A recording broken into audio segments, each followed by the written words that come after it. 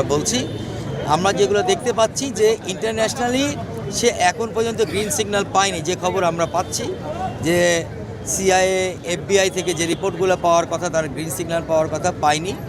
England থেকে সে আপ্রাণ চেষ্টা করছে, আমরা শুনেছি যে তার অনুমোদন নেয়ার জন্য বাংলাদেশ সফরের তার সব কিছু কাগজের এগুলো চলতেছে। ডকুমেন্টেশন না হওয়া পর্যন্ত আসলে সে তো আসতে পারছে না, কারণ সে তো এক জায়গায় একটা দেশে আশ্রয় নিয়েছিল বিপদের সময়। এর পরবর্তীতে উনি যখনই প্লেনের টিকিট করবে ইনশাল্লাহ আমরা এটা জানতে পারবো। প্লেনের টিকিট করার সাথে সাথে আমরা আবার আপনাদেরকে ইনশাল্লাহ জানাতে পারবো যে উনি এখন তার মোটামুটি আশা একটা কনফার্ম হয়ে গেছে। তবে সে দৃঢ় প্রতিজ্ঞ আসতে, বাংলাদেশবাসীর জন্য এটা একটা সুসংবাদ। হ্যাঁ, সে আসতে চায় এবং সে দৃঢ় প্রতিজ্ঞ। আর রাজনীতিবিদ হিসেবে না, আমি বলবো যে একজন সন্তানের মায়ের কাছে ফিরে আসা এবং মায়ের বিপদের সময় তার সেবায় নিয়োজিত করা নিজেকে, এর চেয়ে বড় দায়িত্ব পৃথিবীতে আর একজন সন্তানের জন্য কিচ্ছু নাই। যে সন্তান মায়ের সেবা করতে পারবেন না বা করার ইচ্ছা রাখেন না, তার কাছে জনগণ কখনোই সুষ্ঠু সুন্দরভাবে থাকতে পারবে না, এটা জনগণের বিশ্বাস। তো আমরা যে বিশ্বাস নিয়ে তারেক রহমানকে করি, এবং আমি দেখলাম যে তারেক রহমানের আসার ভীষণ ইচ্ছা আছে এবং উনি প্রবল চেষ্টা চালাচ্ছে, এবং বিদেশে মাটিতে বসে বিএনপি সহ অন্যান্য দলীয় লোকজনও তাকে সাহায্য করছে যে সে যেন অতি দ্রুত বাংলাদেশে ঢুকতে পারে, তার মায়ের কাছে ফিরতে পারে। এটার জন্য আমরা সকলকে সাধুবাদ জানাই।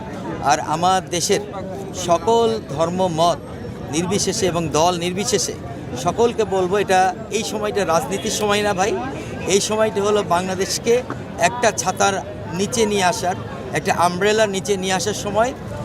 বেগম জিয়া একজন আমাদের অভিভাবক এবং বিপদের দিনের অভিভাবক, সুখের দিনের মানুষ না। মানুষ যখন বিপদে ছিল বেগম জিয়া তখন মানুষের পাশে ছিল। উনি বিপদে পড়েছেন কিন্তু আমরা তার পাশে তাকে সহায়তা করি নাই। যখন বালু ট্রাক আসছে তখন তার দলীয় লোকজনও তাকে সহায়তা করে না, আমরা সাধারণ জনগণও সহায়তা করি নাই। যখন ওনাকে বের করে দেওয়া হয়েছে বাড়ি থেকে, এই আওয়ামী লীগ সরকার যখন তাকে বাড়ি থেকে বের করে দিয়েছিল, তখনও আমরা জনগণ চুপচাপ বসেছিলাম, তার দলীয় লোকজনকে আমি দেখিনি সেই ধরনের কোনো কর্মকাণ্ড করতে। কিন্তু উনি সারা বাংলাদেশের সম্পদ, তিনি সবসময় বিপদের দিনে বাংলাদেশবাসীর পাশে ছিলেন। তিনি একমাত্র মহিলা, একজন নেত্রী যাকে এত টর্চার করার পরেও সে বাংলাদেশ থেকে কোনোভাবেই বাংলাদেশের এই মাটি ছেড়ে কোথাও যান নাই। এটার জন্য বাংলাদেশবাসীর সকলে উঠে দাঁড়িয়ে তাকে স্যালুট করতে হবে।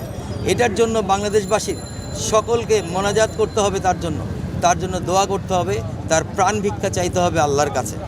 এবং আমাদের এই যে এখন যে ঘোর সংকটময় একটা মুহূর্ত চলছে, রাজনৈতিক সংকটময় মুহূর্ত চলছে, এই সময় এমন একজন অভিভাবকের ছায়া, স্নেহ, উপদেশ, প্রজ্ঞা, এই সবগুলো আমাদের অত্যন্ত প্রয়োজন।